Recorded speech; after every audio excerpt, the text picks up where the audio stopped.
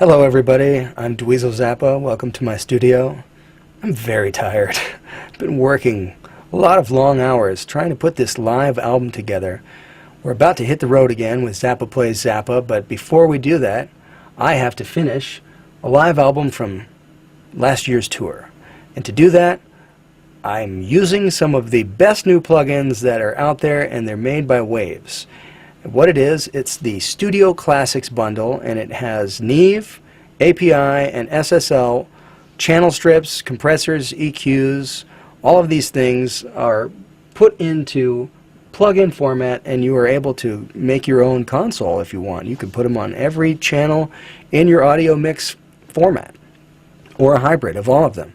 So I'm going to give you a quick demonstration of how I'm using them on a not altogether finished mix, but I'll give you an A-B of the original song performed by my dad, and then the version that is from the live tour. So let's start off by hearing a little bit of the song Zoodalours, which is one of my dad's signature guitar songs, and it has a very sophisticated guitar sound, which was very difficult to duplicate in a live situation. So let's listen to that, and then we'll start talking about what I'm doing to create the overall mix of the whole track. So here is the reference of the original, Zoodalours from 1976.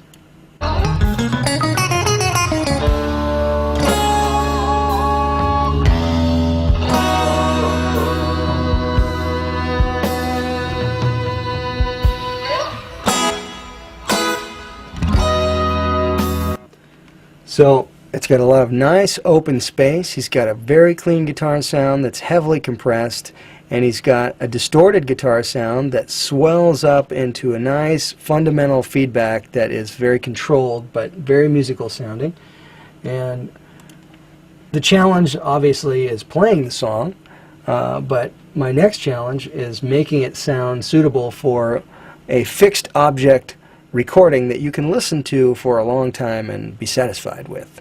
And that includes me. I have to be satisfied too. So what I'm going to do is I'll demonstrate what the mix sounds like in its infancy here without any plugins on it.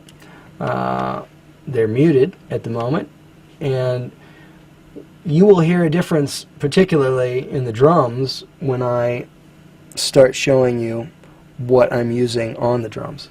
So listen for the toms here. They sound a bit cardboard. They just haven't been EQ'd or compressed or anything. So here we go.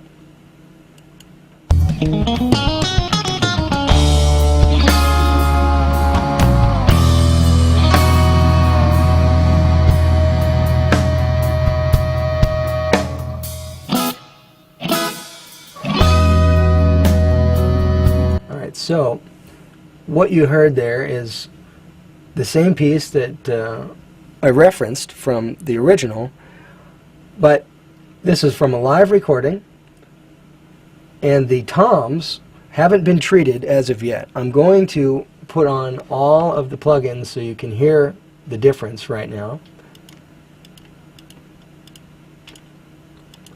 as I click away. Now the toms are going to come to life, and so is the rest of the drum kit. And then I'll show you what I'm using and how I'm using it.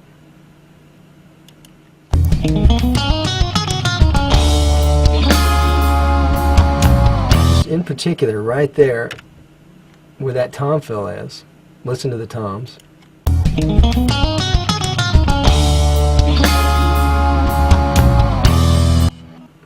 Now I'm going to turn off the EQ for those toms. I'll play you that same thing one more time.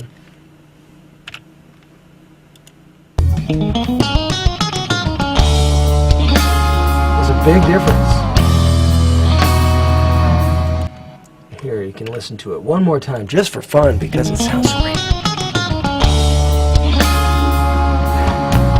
Alright, so let's solo up the toms because you can hear such a pronounced difference. Here's what they sound like without the processing. They're just toms.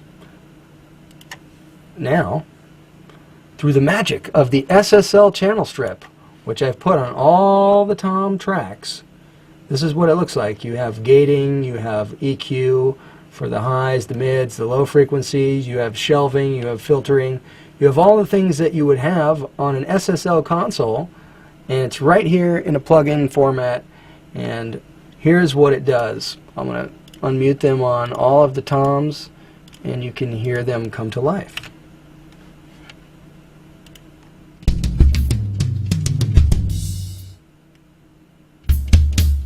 Let's check that again.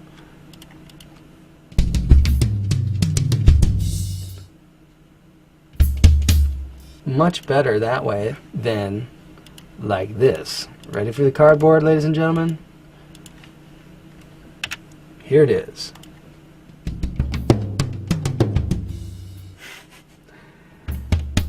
Now, this is a live recording, so when you're recording in a live situation, you really have to just go for it. Whatever you get, you get.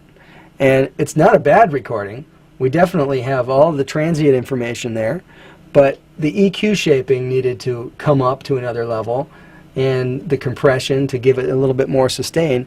And that's what's so great about this whole channel strip. That's essentially the only thing that I've done to these tracks is use some EQ and some compression and gating from these channel strips, and you can already start off from factory presets that sound pretty good, and you have, you know, anything from a hi-hat to a floor tom to lead vocals, whatever you want. You can start with any of those presets and you can instantly have it sound more musical. So it's a really great way to mix a song. You have a great tool right there, and it instantly brings it to life.